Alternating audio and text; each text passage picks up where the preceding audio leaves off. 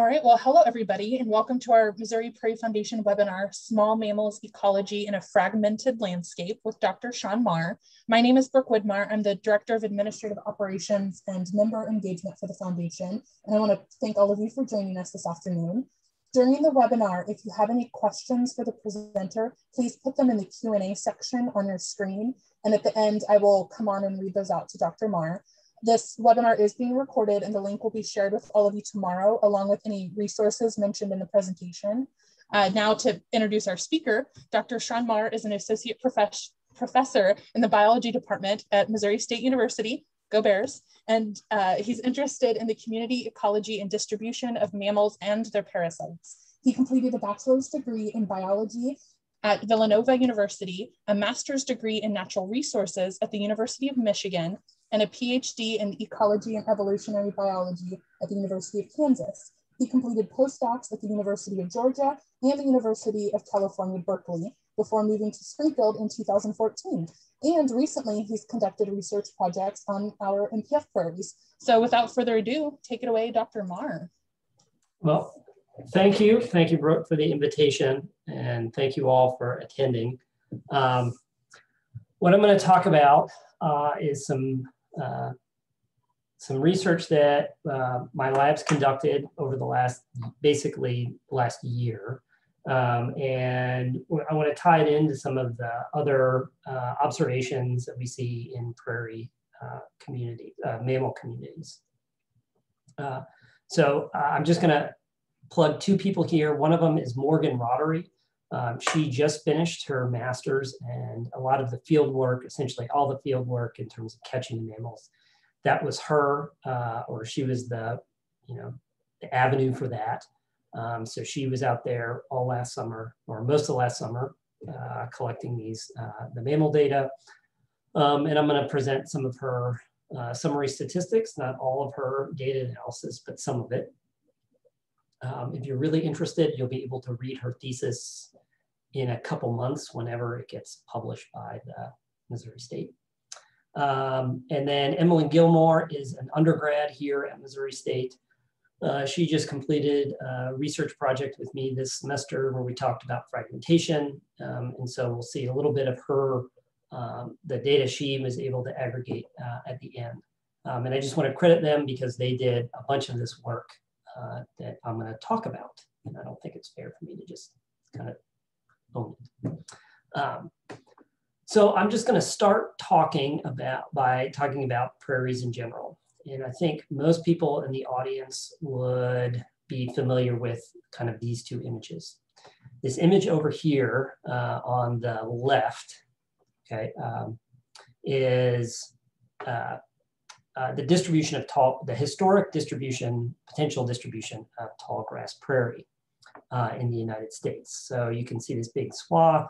We can see a bunch of area here in Missouri. That was the estimated extent under this setup. And you can see that it's this big stretch coming through Nebraska into Missouri, parts of Kansas, Oklahoma, Texas, sort of thing. And here is a more Missouri-centric idea of where prairie was historically. And we could see, so I just kind of changed the colors briefly so that the bright yellow, these are areas that were presumably prairie. Anything that's super dark gray, those are forested areas. And the light gray are kind of this other barren kind of thing that somebody decided was barren. But we're really interested in this yellow, right? Because that's where historically prairies were. We know if you just drive from Kansas City to Springfield, which I've done numerous times, it's not all prairie. Right? And we've got these big areas where there's no longer prairie patches, it's agriculture, it's development, and we see these kind of sections of prairie. And that's where places like NBC, Missouri Prairie Foundation come in terms of conserving those parts of the landscape and seeing for the betterment of everything. From my perspective, this is really interesting because this is a big experiment. If we go from this big continuous landscape of tall grass prairie, and now we've got little bits of it. What's that doing to things like small mammals?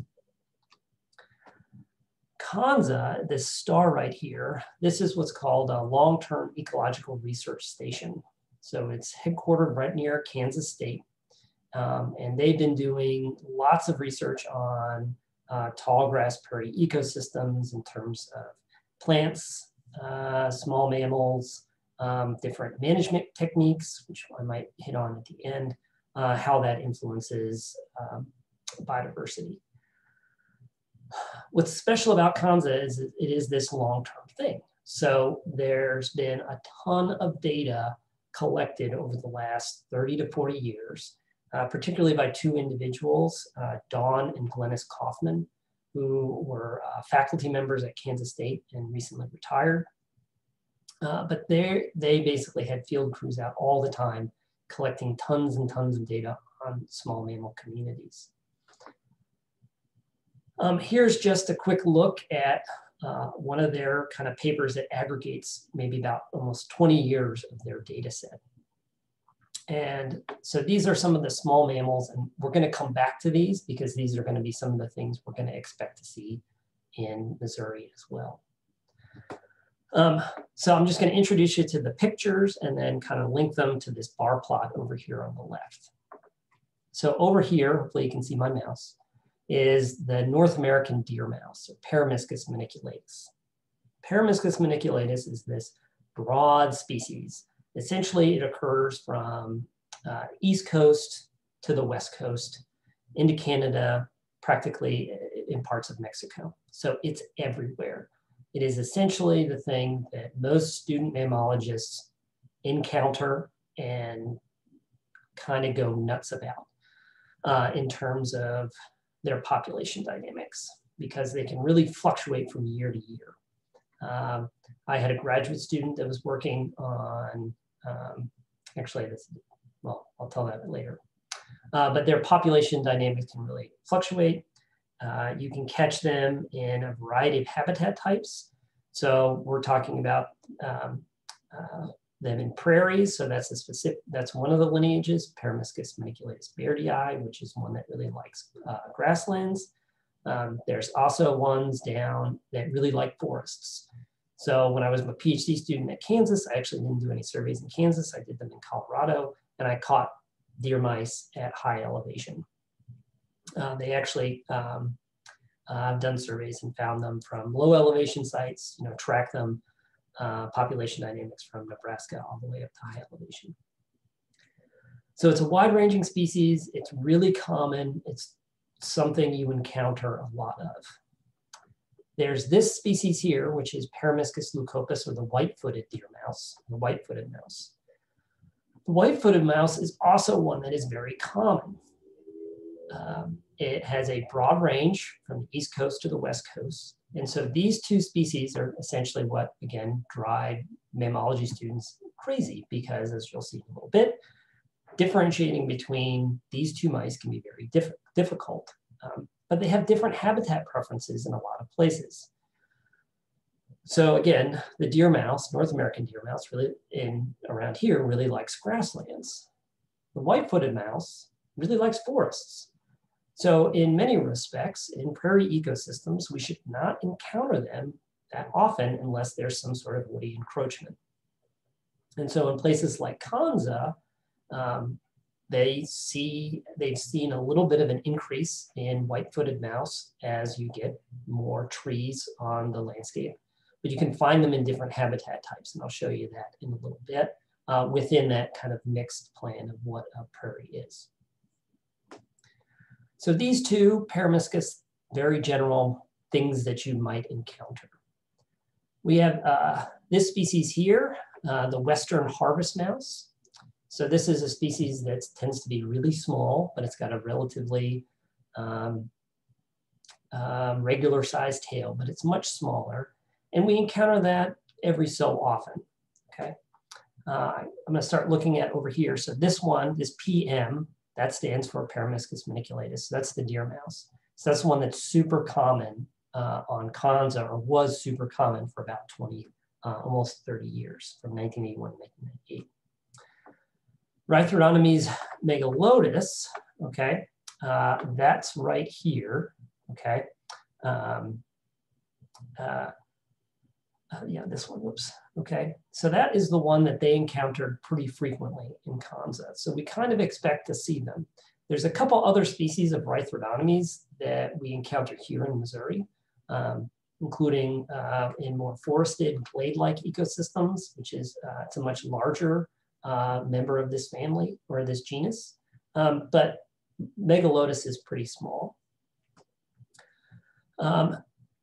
You can kind of cross-reference that with something like the Hispid Cotton Rat, which is this thing here. So that's right here, SH. So the Hispid Cotton Rat gets very large. It can go from, get upwards almost over 200 grams.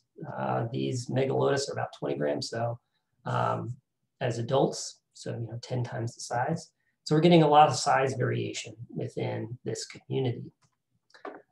We also get the prairie vole, so this thing right here, Migrotus obergaster.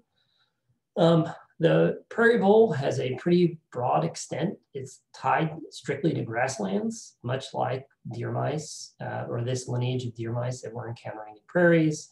Megalotus, the western harvest mouse, is a grassland species. Prairie voles are also grassland species. And we encounter that, or they encounter that with reasonable proportions in Kansas. That's this MO right there. Ogre, prairie voles are well known in the behavior, or people that look at behavior of small mammals, because these tend to be monogamous pairs. So every Valentine's Day, stories about the monogamous mammals show up, and it's essentially the prairie vole. So lots of people have looked at kind of behavior, the neurobiology of monogamy for these critters. They also tend to build these little nests, if you will, and they have a positive influence on plant species composition because of depositing of nitrogen through their waste products. And so they can be a real positive, have a very positive effect on biodiversity within prairie ecosystems. They build these runways that they run along. So if they're there, you can usually find them or catch them pretty easily. I'm going to talk about two other species really fast because I'm kind of going on and on. Here's this wood rat, Neotoma floridana. So that's right here. Wood rats are much larger. You can't really tell by for scale. I've got some other images to kind of give you a scale about the size distribution of a few of these. But Neotoma floridana is the eastern wood rat. These are also called pack rats. They tend to gather things and steal things from people. They build nests, big nests that are used from generation to generation. Different species will use the same nest within the genus Neotoma. But they are usually associated with kind of woody habitat, woody encroachment as well. So when we look at habitat influences on small mammals, we're going to think about grasslands versus woody encroachment for these prairies. So when it comes to grasslands, we're thinking deer mice, prairie voles, western harvest mouse. When you think about woody encroachment, that's when we should start seeing things like white-footed mice, wood rats, maybe a few more cotton rats because they really like edge and disturbance. Two other species on here are the southern bog lemming, Synaptomys cooperi, which is right here. This is super rare in Missouri. There's shrews. So there's a couple species of shrew that sit on this bar plot. Right here is the Blorina. So that's the genus for short-tailed shrews. There's kind of confusion, or not necessarily confusion, broad taxonomic discussion about what the name should be. So they give it Blorina hydlophaga right here. Some suggest that it should be something else. But here's a different species. This is Blorina brevicauda. So this is the southern short-tailed shrew. It looks essentially exactly like Chlorinohypophaga. And it's a shrew. So instead of eating seeds like everything else on this slide, it's going to eat insects. So it's going to be occurring in prairie ecosystems that have lots of insects. It's going to consume those insects. And that's what it has to consume. It's going to eat a lot of them. Finally, I'm just going to highlight this thing here, which is the 13-line ground squirrel. That is labeled, where'd it go? This thing, ST. They changed the genus, but anyway, so ST, that's this thing right here. So it's kind of rare-ish in Kanza, but we don't see it here in Missouri. It's one of these species of concern. So MDC, we don't, they're not very frequent. If you go other places further north, they're very abundant in certain areas. But these are ground squirrels, so they dig burrows, they pop up, they have these trills that are really nice. They've got this cool pelage that has the 13 lines on the back. All right, here we go. All right, when we look at, here's some data from a recent survey of small mammals at Kanza to look at what they're eating. There's a lot of stuff going on here. I just want to highlight, we've got 5 species. So red is going to be prairie vole. It's not my figure, so the red and green is not my fault. If you're colorblind and you can't tell the difference, I apologize. But we've got prairie voles here. We've got white-footed mice, deer mice, western harvest mice, and Hispid cotton rats, okay? So these plots essentially look at what kind of diet the animals have. So this thing down here, this delta CC, or delta 13C and delta 15N, that's for nitrogen and carbon. These are isotopic ratios. So they kind of tell you what they're eating and how they're segregating. And so on this figure, you kind of see all these little kind of blobs overlapping, which means that they're probably eating all about the same thing. But in the summer, they're eating different things. So they're consuming different parts, different resources within the landscape. Over here, this is what I really want to highlight, is the differences in what species are occurring where. So over here in the grassland, we get 2 species, Peromyscus maniculatus, the deer mouse, and the prairie vole. So those 2 grassland species we were really looking for, boom, they're in the grassland. Over here in the woodland, we get the white-footed mouse and the cotton rat. So they're in kind of this woody encroachment type habitat. Shrubland, we get everything but the deer mouse. And in the recovering grassland, so this is where they're kind of shifting the landscape a little bit, they get a mixed bag of the woodland and grassland species, okay? So if we use this kind of as a base of, hey, what's happening in some of these prairies that MPF manages, we could kind of say like, okay, if it's acting like a grassland, we're going to see a lot of deer mice and prairie voles. If it's acting like a woodland, we're going to see a lot of white-footed mice and cotton rats. If it's kind of a recovering grassland, we're going to see a mixed bag of things. So we can kind of use this to kind of set up the hypothesis or the predictions of what we should see. All right, given time, I'm going to skip this and talk about what we did. So last summer, Morgan and Sophia Orlando, who you'll see in a second, they went out, and I went out a couple times with them, but they sampled 12 prairies that MPF manages. And so here's the look. I kind of overlaid those historical prairie landscape just so you can kind of orient yourself. So most of the prairies are here in Southwest Missouri. We're in Springfield, so it's easy for us to access these things, okay? And we got some towards the central unit as well. Essentially what we would do is, or they would do, is they go, so here's Latner, Pleasant Run Creek Prairie, and Denison Prairie. Is that they would go to these prairies and we would put 2 trap lines to catch small mammals and visit that for 3 what are called trap nights. So you set the traps, set a transect, and you visit that for 3 consecutive nights, checking traps, so on and so forth. And so this is just a quick image from Morgan's thesis, kind of demonstrating, here's one trap line, here's another trap line, here's two, that sort of thing. Okay, so here's what it looks like. Here are the live traps we use. We've got Sherman live traps, just to show you how it works. I have one in the video. It's a little open door, okay? There's a treadle in the back. Small mammal walks in, pops on the treadle, and the door shuts behind, okay? So we set, this is kind of the standard size. It catches rodent. We're interested in the rodent composition. And so we would catch mostly rodents. We bait these with sunflower seeds and that sort of thing, because most of these things are seed eaters, right?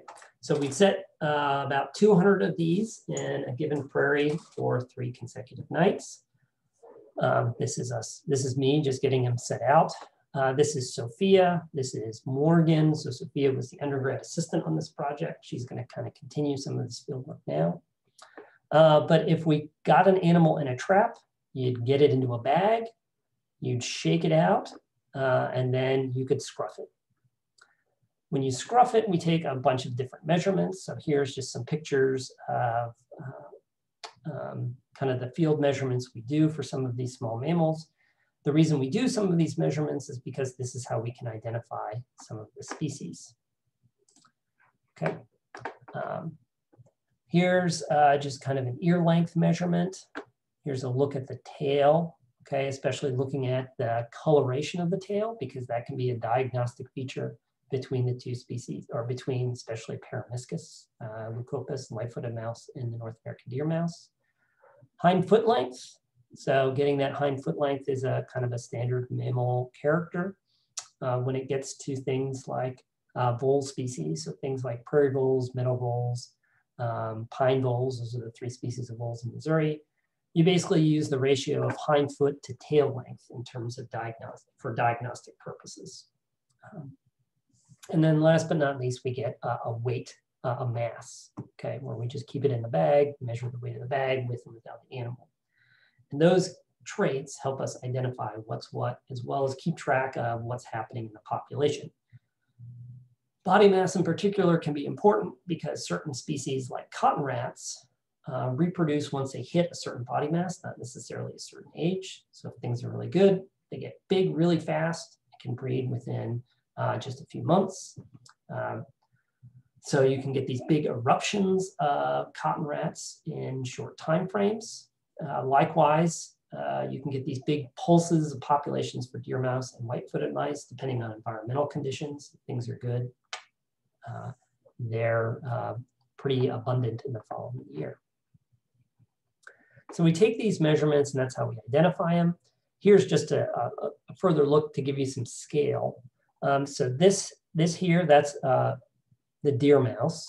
This one here is the white-footed mouse. This one here is called the Texas mouse. So all 3 are in the genus Peromyscus.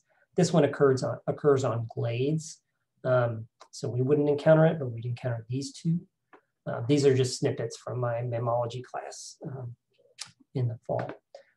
So that's why that's there. But one thing you could tell is that the tail length for a white-footed mouse is much shorter than, the tail length for a deer mouse is much shorter than a length for a white-footed mouse, so it's much larger. The body is a little bit bigger for a white-footed mouse than a deer mouse. Looking at the tail for a deer mouse is essentially very bicolored, so strikingly bicolored.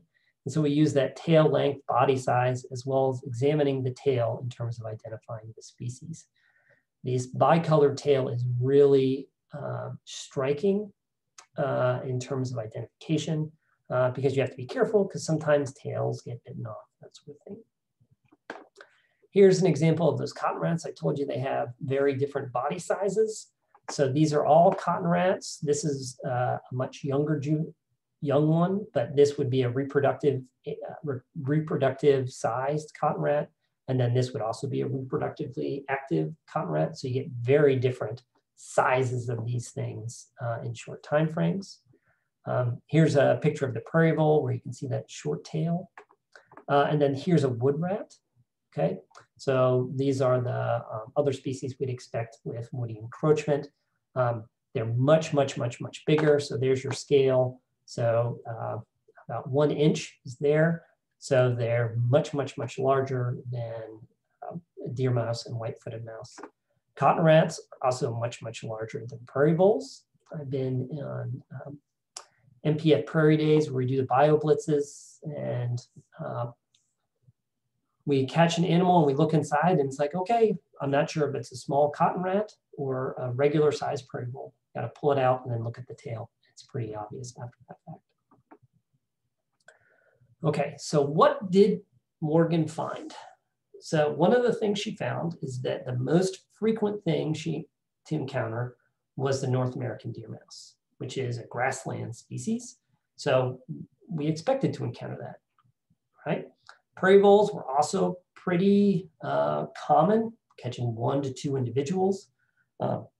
We had one site that had about 19 individuals, which was kind of crazy. It was our first site for the summer. We were very excited, and then just all went downhill from there. But they did occur at about 6 of the 12 sites. Hispid cotton rats occurred at about 5 sites, and the white-footed mouse, the thing that we were thinking about woody encroachment, was only at 2 sites. So just straight off looking at this, it kind of tells us that most of these prairie patches are acting like grasslands. We don't have a lot of woody encroachment in many of these that are bringing in things like white-footed mice or cotton rats. We did not catch any wood rats. So we've got a grassland component. This is kind of a way to look at community structure. And so this is called, it's an ordination where we take the community, the counts of individuals Morgan encountered, and we can plot it in 2 dimensions where things that are near each other are more similar. So these sites have very similar communities, whereas sites that are far away from this central area are more different. And they differ on different types of axes. So for instance, this dot right here is a recently acquired prairie by MPF that was much different in terms of the grasslands, the grasses, the vegetative community. And in fact, it only had cotton rats. So there was no deer mice. It was just cotton rats, which was very odd. Over here, this is La Petite Gemme. That was the first one. This is the one where we caught 19 prairie voles. So it's just kind of out there on its own because we caught more prairie voles than anyone else. But the take home here is that most of these prairies are very similar. They all, most of them are hanging around here. There's not big discrepancies in terms of the small mammal community that they're finding. We can compare that to what we saw with Kanza and kind of see if we can gauge, are we seeing the same kind of distribution? So I've kind of color coded this. We've got purple, that's the deer mouse, right? So the dominant species at Kanza is the dominant species that we encounter on some of these MPF sites. However, the species, the second most one we see is we encountered was the prairie vole, in part because of those 19 individuals. And they are not as common over here in Kanza. Rhythrodotomys megalotus, that western harvest mouse, okay, that is the second most common thing in Kanza, is actually really rare in the prairies we sampled. In fact, it was only on 2 prairies, and we only caught 2 individuals, so 1 at each of those sites. So that's pretty striking in terms of maybe what's happening there. 2 species, the cotton rat and the white-footed mouse, these are the ones we were worried about, those woody encroachment. These weren't overly abundant, right? Which kind of makes sense if these are just really grassland ecosystems. Come on. All right. We can also look at communities in a couple different ways. We can kind of look at how similar these prairies are. Were we catching the same things? What was going on? And so over here, this is just kind of a presence-absence matrix where we caught which prairie did we sample and what species did we catch. And what you can see is that over here, we caught the deer mouse pretty frequently, right? It was at 11 of the 12 sites. And then the other more common thing was the prairie vole. right? And effectively, we caught deer mice and prairie voles at half the sites.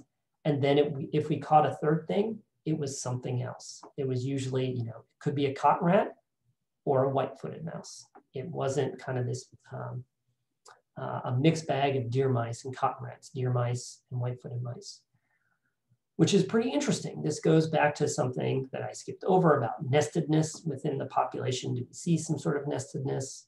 Really what we have on these sites are deer mice and prairie voles, and then something else. Over here, this kind of gives us another measure. This is called a rarefaction curve.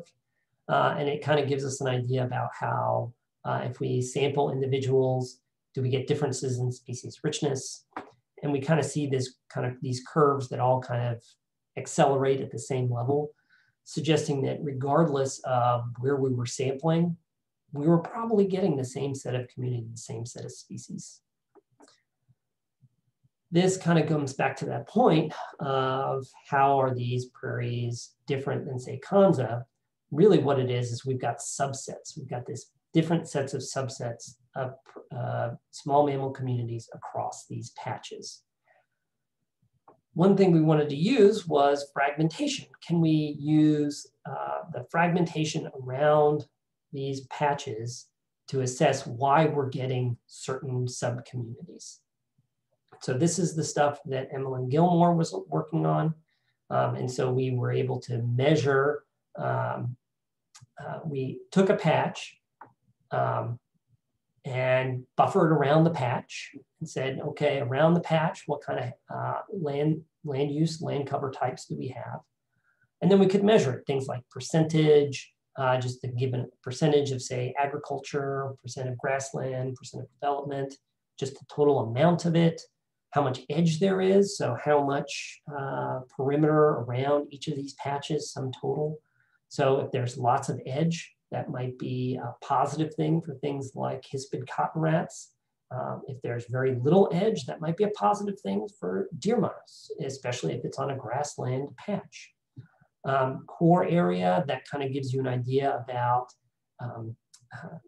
the size of a patch, because if there's a patch, a bigger patch has more core area, and a small patch may have no core area because the distance to the edge is too short. And so the prairies should act as a bunch of core area. So here's just a few plots from Emmeline's data set. And what we can see, so this is the percent land cover for ag, developed forest, or grassland with around those patches.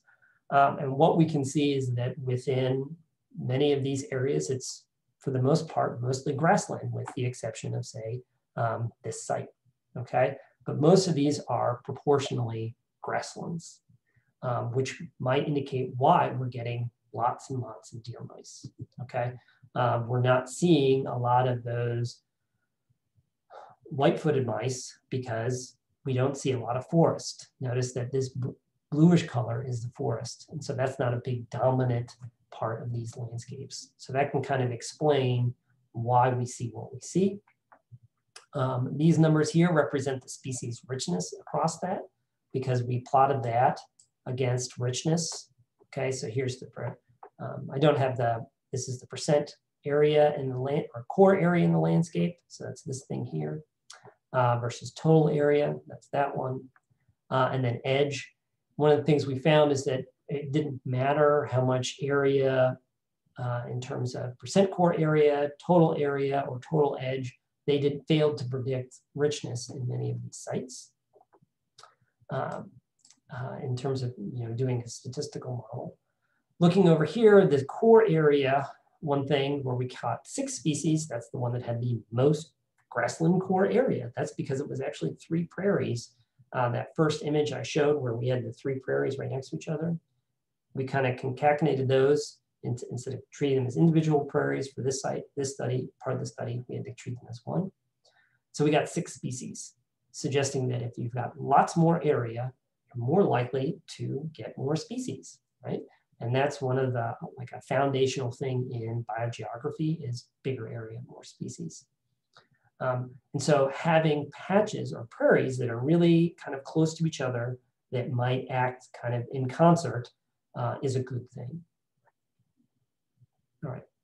So in short, what are we seeing with some of these smaller patches in the landscape?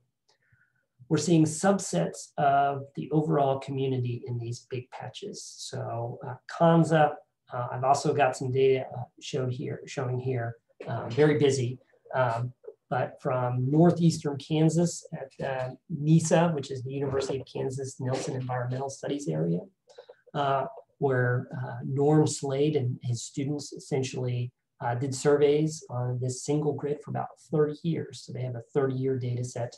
So you've got these two matched 30-year data sets, one in central Kansas-ish, one over in northeast Kansas, which has a bit more habitat heterogeneity than, say, Kanza. But what we're seeing in both cases is a subset. We've got this huge suite of species at Kanza. We get a subset of it on these patches. But we fail to predict why, or we haven't sorted out why certain species are in certain areas. Much of that might have to do with population dynamics. So if you look over here on this figure, these are counts of the number of individuals on this grid or surveyed at the Nelson Environmental Studies area. You'll notice prairie voles go from 0 to 300, whereas deer mice go to 0 to 80.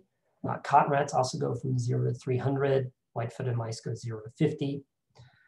So just remember when you're seeing these big cycles that, you know, going from almost over 250 animals to essentially 0 within a 3-year period, right? And then they come back and crash, come back and crash, come back and crash. So we might see these big cycles. So if you think back to that patch, that La Petite Gem, where we had 19 animals, they might have been at one of these big peaks locally, whereas some of these other sites might have crashed. So we need to go back and revisit some of these things and study what's happening with these small mammal communities across time so we can get a better idea about some of these fluctuations. So, right, because we've got these big fluctuations for prairie voles, big fluctuations for cotton rats, big fluctuations for western fluctuations in general, right? Things like deer mice don't fluctuate as much, but they still fluctuate. So a lot of this fluctuation can also be attributable to environmental shifts. So how cold it is, how warm it is in a given year, and that can play out in some of these population dynamics. So we really want to keep these surveys going to better understand what's happening with these patches and how the small mammals are responding either positively or negatively to some of these environmental cues. So that's all I have. I'm happy to take questions.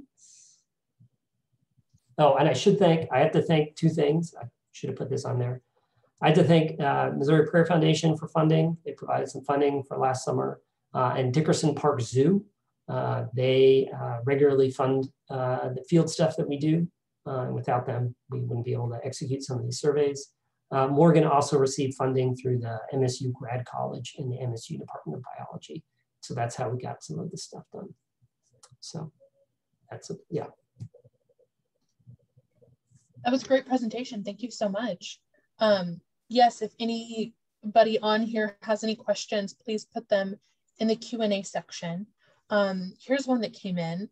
Do paved surfaces act as a barrier to small mammal populations, or do they cross roads and highways and survive the crossing fairly readily?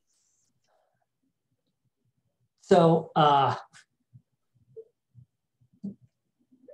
they do not. Okay, so the whole road thing is kind of funny because a lot of times people will sample near roads. And so there's a bunch of data that suggests that small mammals like roads because that's where people sample, which is why I started chuckling initially. But what we find is that when Morgan was at the prairies that were the 3 that were right next to each other, she did not find any animals that crossed the road during that. So we marked these animals, we give them a little ear tag. So she didn't find any that crossed that road. They will cross the road, and they're pretty successful. You can find dispersal across roads and things like that. But in this summer, they weren't moving a whole lot. I have another former graduate student who did some surveys in more forested ecosystems, and there was a dirt road that went right through, and animals didn't cross the dirt road, but they can. So it might be maybe during the summer months, they're not moving as much. They've got their little territories and they're not dispersing. Those juveniles in late spring or late fall are probably moving across roads before they're establishing territories. Okay, great, thank you. Here's another question. Do prescribed burns affect these fluctuations? So I'm glad you asked, because I have a plot. So Kanza has a lot of stuff going on. And one of the things they do is they study this thing called patch burn grazing. So the MPF sites, they essentially burn things at least half the prairie every year, or at most half the prairie every year, right? So there's a burn on half, not on the other half, that sort of thing. So the management within the prairies we examined were all kind of the same. This is a data set from a grad student, Drew Ricketts, who's at K-State, and Brett Sandercock was his advisor. And they studied patch burn grazing impacts on small mammal communities. And so here's PBG, that stands for patch burn grazing. And they could see that, and then ABG, that was kind of their control, that depending on what you were looking at, you would see differences. So in species richness with treatment, there was differences between the burn graze and kind of this lull, this positive control. But when you look at things like diversity, so the number of species, kind of how the counts and identity of species, how that sorts out, there was a difference between the negative control and burns and the positive burn control.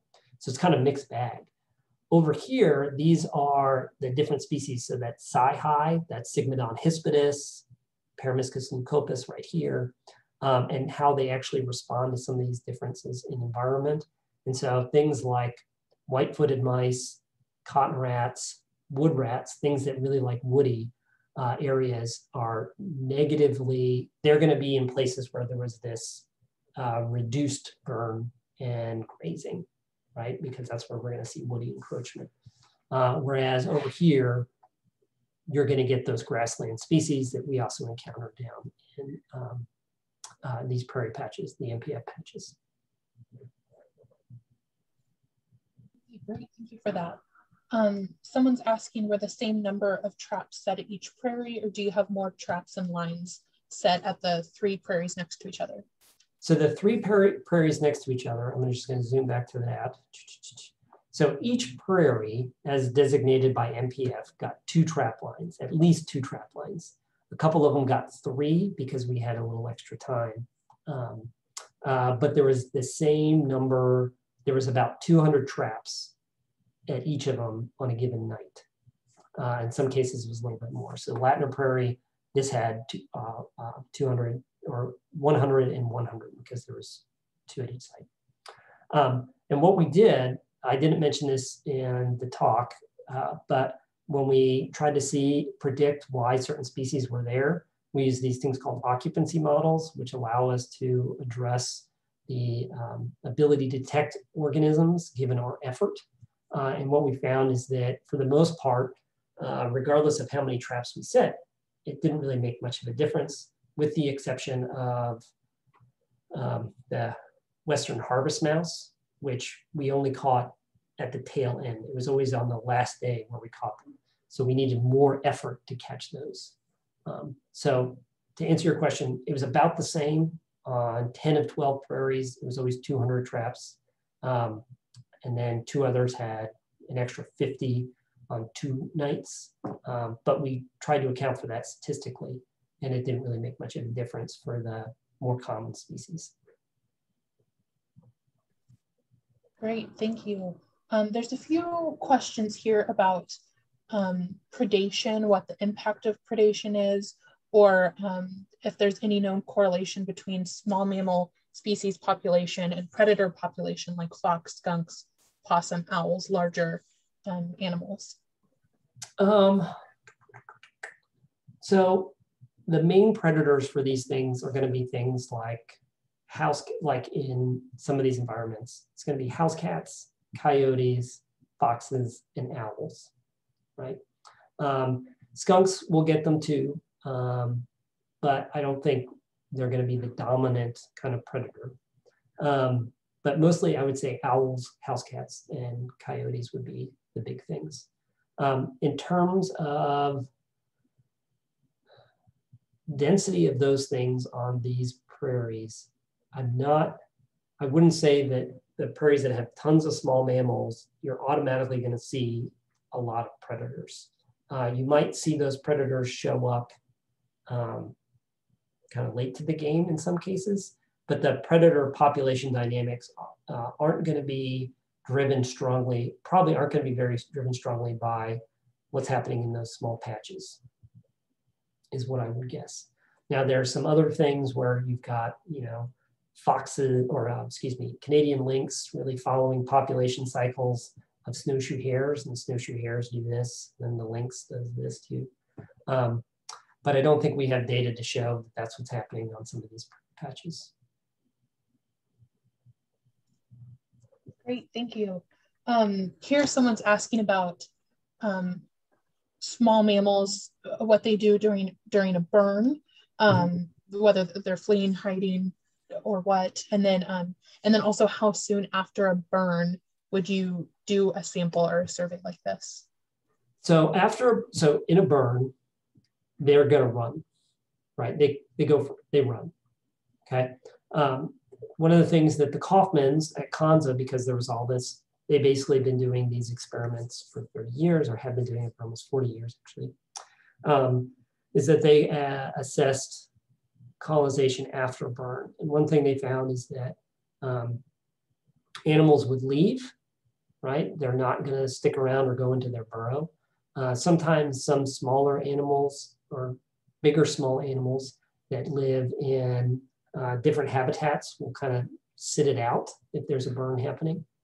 Most of these small mammals would probably just get burned up because their nests are kind of like right there on the ground. They're not burrowing necessarily. So they would probably run and then recolonize soon thereafter. Once that green starts going, boom, they're there. So we were sampling, like when we were sampling, we could tell which side had been burned that spring/winter. And we would essentially set, in many cases, a trap line, one in the burned, one in the unburned, and we'd catch animals right there in both of them. So they're going to colonize pretty quickly, and they're going to run or they're going to get burned up. Thank you. Someone's asking, is there anywhere the meadow jumping mouse is abundant in Missouri? And is there a certain habitat type that they prefer? So the meadow jumping mouse is a very cool critter. I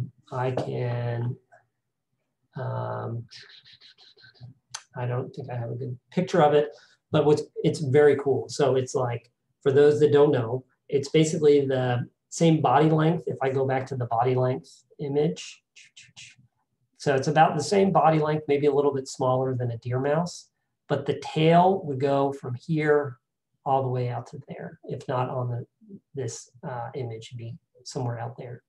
They have really large hind legs because they're jumpers.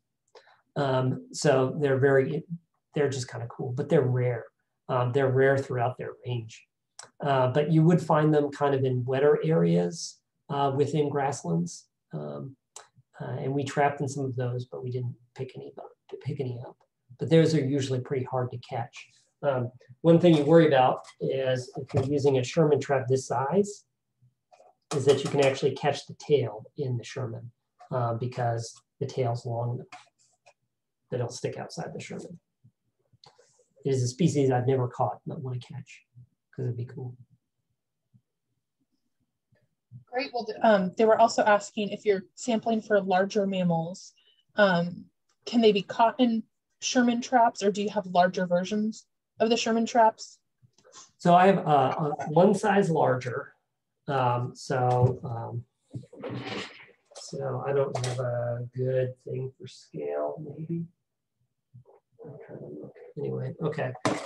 Well, here's a ruler. That's a good thing for scale, right? So this thing, if is just about 9 inches. Okay, that's the standard size. I have a bigger version that's a little over a foot. Okay, and then the opening is about probably twice the size, twice the area of this thing. Okay, and so we use those when we're trying to catch bigger things. We catch things. We can catch wood rats in these small guys. We've caught small rabbits in these before, but the bigger ones, we can actually catch rabbits and stuff, or we would presumably catch rabbits more frequently. They're just kind of, they're heavier and kind of different to set because of their size. I would like to get more rabbit to include those bigger traps in these surveys so we can get a better understanding of rabbit populations in these prairies. In part because if you hadn't heard, there's a new disease that's ripping through rabbits and their relatives throughout. Right now it's in the Southwest and it's killing a bunch of rabbits. So it's kind of whether or not it's going to get here and when it's going to get here, we kind of need to do that. It would be good to know. So having these bigger traps, setting those, we might catch some more rabbits, but rabbits are kind of hard to catch. We also have these much bigger traps that are kind of like a chain link. They're, the generic term is a tomahawk. That's the brand, a tomahawk trap. And those are generally used for much bigger things, catching particularly rabbits and carnivorous things or carnivores. So skunks, foxes, and that sort of stuff is what you catch in those. I want to add, at some point, we really would like to get some camera traps at some of these sites. And that will actually get things like pictures of deer, coyote, birds that walk by, other bigger things without actually having to catch them. So yeah, we've got bigger traps. We just don't usually set them because those big things are really rare, or we don't have permission to catch them. Gotcha, thank you. Someone's asking here, when you catch in the field to record data, I know you had some pictures, looks like you're almost cradling some little mammals there. How are you stunning them to be able to do this? We're not. So the short answer is we're not. If we basically scruff them, so the back of the neck. So if you've ever seen or picked up a kitten, where you can just pick up a kitten by the back of the neck, right? Where you see a mother cat carry a kitten. It's the same idea. So you just pinch the back of the skin on the back of the neck, and that will keep the head frozen, or frozen enough that we can do the measurements. Initially, it takes a little bit of training to get students kind of up on the process. But once you get good at it, it takes, maybe 2 minutes between getting it into the trap bag, measurements, and release. So it can be really, it's much faster once you actually get good at this sort of thing. So yeah, we don't knock them out with anything. We can just take the measurements there. So one thing sometimes we do is we take parasites off these. So we brush them for a couple minutes, and there, sometimes people will use ethanol or alcohol, knock it out that way. And isoflurane is a common thing. They'll just kind of knock it out for a couple minutes and brush it. We're not allowed to do that here. So. All right, thank you for that. Someone's asking here if there's an idea assortment of these small mammals representing prairie health in any way. Like if there's some kind of ranking that you're finding more of this one, that's good, bad, etc. So Morgan kind of looked at that. She used some of the C-scores from the plants to try to see if that was a predictor of, say, richness components or diversity components, and it didn't match anything. Really what we're seeing, that might be something, if we had 10 years of data, we might be able to assess that. But because of those population fluctuations, we don't know. But no, right now it just looks like most of these prairies have deer mice, and if they've got 2 species, it's a deer mouse and a prairie vole. And then if it's got 3 species, it's a deer mouse, prairie vole, and something else. So no, that we don't see any type of signature other than the one prairie that that was newly acquired, that hasn't had a lot of management, that was still kind of an old school grassland, that didn't have any deer mouse. So that might be an indicator, really, is that you don't see if a lack of a deer mouse would be a problem. Okay, thank you. Someone's asking here if you worry about heat in the metal traps, if you worry about them dehydrating the animals and distorting measurements at all. So what we do is when we set the traps, we set them in the evening. So they get set sometime around 6, 7 o'clock in the evening. And then we check them first thing in the morning, usually around 6 a.m., somewhere around there. Between 6 and 7 a.m. is when we start actually picking up the traps. So the animals are actually out of the metal trap in some cases before 7:30 in the morning, 7 o'clock in the morning. Because sometimes we only catch 2 or 3 animals, so it's boom, they're out. What you do, so we shouldn't see anything like heat stress in some of these things. It wouldn't necessarily impact the measurements we take because we're not looking at, say, body condition, fat condition, that sort of stuff. If we were doing those sorts of things, then it might kind of mess with some of those data. Really, and a lot of times with small mammals, you worry about cold. So because we release these things in the morning, the heat stress isn't a big deal.